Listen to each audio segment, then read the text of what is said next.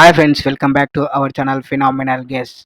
Here is a non-spoiler review of the Mirai movie acted by Teja Sajja garu, Shreya garu and Manchu Manoj garu, Divya Nayak garu, directed by Karthik Gattamneni garu.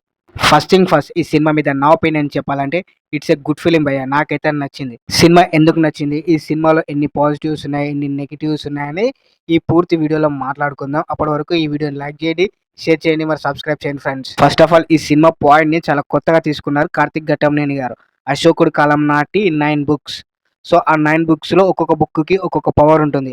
So ఆ పవర్స్ని villain సొంతం చేసుకోవాలనుకుంటాడు. ఆయనే మంచు మనోజ్ గారు, black squad. ఆయనని ఆపడానికి కావాల్సింది ఒక యోధుడు, ఆయనే తేజ సజ్జా. ఆయనకు కావాల్సింది ఒక స్టిక్, అదే మిరాయి. ఇది ఈ cinema basic story plot. Concept అయితే చాలా కొత్తగా యూనిక్ గా అనిపించింది. అండ్ ఈ సినిమాలో విజువల్స్ అయితే అదిరిపోయినాయా. కార్తిక్ ఘట్టంనేని గారు మంచి కష్టం తీశారు.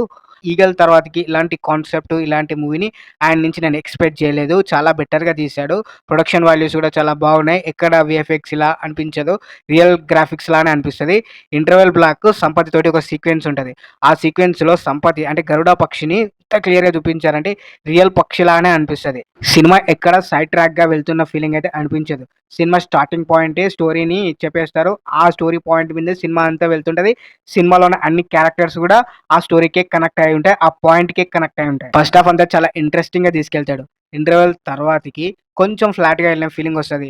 అండ్ మంచు మనోజ్ గారు అంత క్రూయల్గా మారడానికి, అంత వైలెంట్గా మారడానికి ఒక బ్యాక్ స్టోరీ పెట్టాడు అంతే.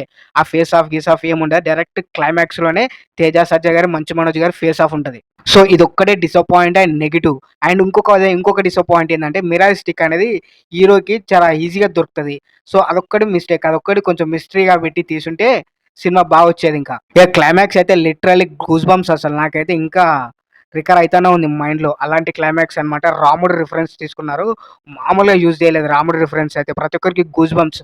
అందులో ఎస్పెషల్లీ గౌరహరి గారి మ్యూజిక్ అయితే వామో నెక్స్ట్ లెవెల్లో ఇచ్చాడు. నిజంగా ఒక రియల్ హనుమాన్ అండ్ శ్రీరామ్ భక్తుడు ఉన్నట్టు గౌరహరి ఆ రేంజ్ లో ఇచ్చాడు మ్యూజిక్. అండ్ ఇంకొక నెగిటివ్ పాయింట్ ఏంటంటే ఈ సినిమాలో డబ్బింగ్ సరిగ్గా చెప్పలేదు, లిప్ సింక్ అవ్వలేదు అనమాట. వాయిస్ వస్తుంటది, లిప్ వేరే మూమెంట్ అవుతా ఉంటది. సో ఇదొక్కటి చూసుకోవాల్సిందే అంతే. ఈ యాక్టర్స్ పర్ఫార్మెన్స్ విషయానికి వస్తే తేజ సజ్జా గారు చాలా బాగా చేశారు.